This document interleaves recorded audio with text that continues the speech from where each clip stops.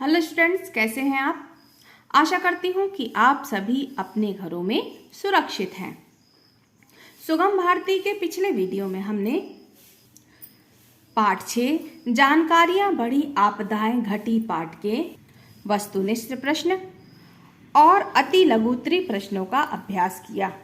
आज हम लघुत्तरी प्रश्नों का अभ्यास करेंगे। प्रश्न तीसरा है, निम्नलिखित प्रश्नों के उत्तर 3 से 5 वाक्यों में लिखिए। प्रश्न का है, प्राकृतिक आपदाओं से क्या अभिप्राय है। तो इसका उत्तर है कि प्राकृतिक आपदा का अर्थ प्रकृति में अचानक होने वाली विध्वंसकारी घटनाओं से है, जिससे धन जन की व्यापक हानि होती है तथा संकट की स्थिति उत्पन्न हो जाती है। नेक्स्ट क्वेश्चन है, सूखा पड़ने के कोई 3 कारण लिखिए। तो इसका उत्तर है, सूखा पड़ने के 3 कारण वो कौन कौन से हैं। प्रत्यक्ष रूप से भौगोलिक क्षेत्र की जलवायु की दशाओं से इसका संबंध है, ठीक है। दूसरा है, मनुष्य ने तेज औद्योगिक विकास के चलते वनों को नष्ट कर मानसून की अनुकूल दशाओं को प्रभावित किया है। और तीसरा है, भूजल का अंधाधुंध प्रयोग भी सूखे का एक कारण है, ठीक है। नेक्स्ट क्वेश्चन है, सूखे को प्राकृतिक आपदा क्यों कहा जाता है। सूखा एक प्राकृतिक आपदा है क्योंकि सूखे से संपूर्ण जीवमंडल प्रभावित होता है, क्योंकि पादप एवं जीव जगत दोनों ही जल पर निर्भर रहते हैं। इसके अनेक जीव जंतु की प्रजाति नष्ट हो जाती है। भू स्तर की कमी आने से कृषि पर प्रतिकूल प्रभाव पड़ता है। चारे की कमी से पशुधन की हानि होती है और औद्योगिक क्षेत्र पर भी इसका प्रभाव पड़ता है। बेरोजगारी फैलती है, स्वास्थ्य पर भी इसका प्रतिकूल प्रभाव पड़ता है। इसीलिए सूखे को एक प्राकृतिक आपदा कहा गया है, ठीक है। नेक्स्ट क्वेश्चन है, बाढ़ नियंत्रण के लिए सरकार क्या व्यवस्था करती है। तो इसका उत्तर है, बाढ़ नियंत्रण के लिए सरकार कई कार्य करती है, जैसे जल के बहाव में कमी करने के लिए वन लगवाना, जल प्रवाह मार्ग में नहरी तंत्र का विकास करना, नदियों के किनारे पर तटबंधों का तथा बांधों का निर्माण करवाना और बाढ़ की भविष्यवाणी पूर्वानुमान करना। अगला क्वेश्चन है, सूखे से निपटने में सरकार क्या क्या प्रबंध करती है। इसका उत्तर है, सूखे से निपटने के लिए सरकार 2 प्रकार के कार्य करती है। पहला तो सूखे के कारणों का पता लगाना और दूसरा सूखाग्रस्त क्षेत्रों में राहत कार्य करवाना। सूखे से राहत पहुंचाने के लिए सूखाग्रस्त क्षेत्रों में दौरा कर कई कार्यक्रम आयोजित किए जाते हैं, जैसे रोजगार प्रदान करने के लिए सामुदायिक विकास कार्यक्रम, अकाल राहत कार्यक्रम, मरु विकास कार्यक्रम, जवाहर रोजगार योजना और स्वर्ण जयंती ग्राम स्वरोजगार योजना और काम के बदले में अनाज कार्यक्रम आदि। अगला है, भाषा की बात का चौथा प्रश्न है, निम्नलिखित शब्दों का शुद्ध उच्चारण कीजिए। मेरे साथ दोहराएं, नियंत्रण, मित्रगण, प्रलयंकारी, चक्रवात, विकृत।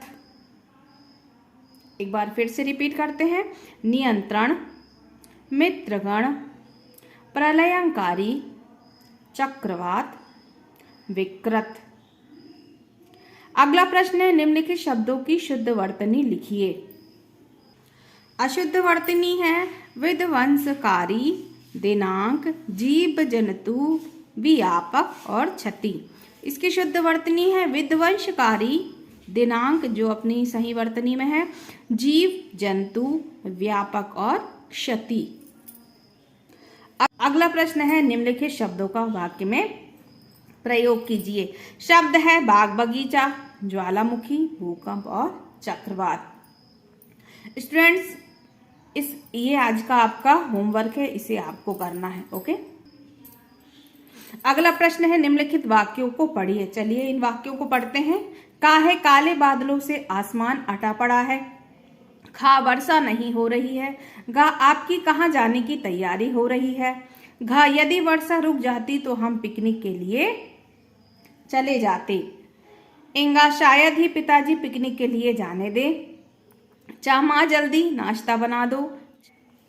छा है सरकार का बाढ़ नियंत्रण बोर्ड सही कार्य करे। और जा है अरे तुम अभी तक तैयार नहीं हुए। तो स्टूडेंट्स, उपयुक्त वाक्यों को पढ़ने के बाद ये विदित होता है कि सभी वाक्य एक समान नहीं है, है ना।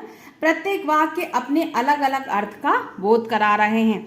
जैसे का में वाक्य में सामान्य रूप से बात कही जा रही है कि काले बादलों से आसमान आटा पड़ा है। तो वाक्य खा में कार्य के ना होने का बोध हो रहा है कि वर्षा नहीं हो रही है। ठीक है। अगले वाक्य में प्रश्न पूछा गया है कि आपकी कहाँ जाने की तैयारी हो रही है। तो अगले वाक्य में एक क्रिया दूसरी क्रिया पर निर्भर है। तो अगले वाक्य में काम में संदेह प्रकट हो रहा है कि शायद, है ना, शायद ही पिताजी पिकनिक के लिए जाने दे। ये संदेहवाचक वाक्य है। ठीक है। अगला वाक्य में है माँ जल्दी नाश्ता बना दो। इस वाक्य में निवेदन का बोध हो रहा है ना, कि राकेश अपनी माँ से निवेदन कर रहा है कि मुझे जल्दी नाश्ता दे दो। तो अगले वाक्य में इच्छा व्यक्त की जा रही है। तो अगला वाक्य विस्मय की प्रतीति कर रहा है। ठीक है। तो इस प्रकार अर्थबोध करने के कारण अर्थ के आधार पर 8 प्रकार के वाक्य होते हैं। कितने प्रकार के? 8 प्रकार के। इस तालिका में बताया गया है कि कौन कौन से 8 प्रकार के वाक्य होते हैं। ठीक है। पहला है विधानवाचक, निषेधवाचक, प्रश्नवाचक, संकेतवाचक, संदेहवाचक, आज्ञावाचक, इच्छावाचक और विस्मयादि वाचक। स्टूडेंट्स, इसे हम व्याकरण बोध में विस्तृत रूप से पढ़ेंगे वाक्य विचार के अंतर्गत। सो स्टूडेंट्स, आज के लिए इतना ही। आज का आपका होमवर्क है, इन प्रश्नों का पुनः अभ्यास कर इन प्रश्नों को अपनी उत्तर पुस्तिका में लिखें। Okay students.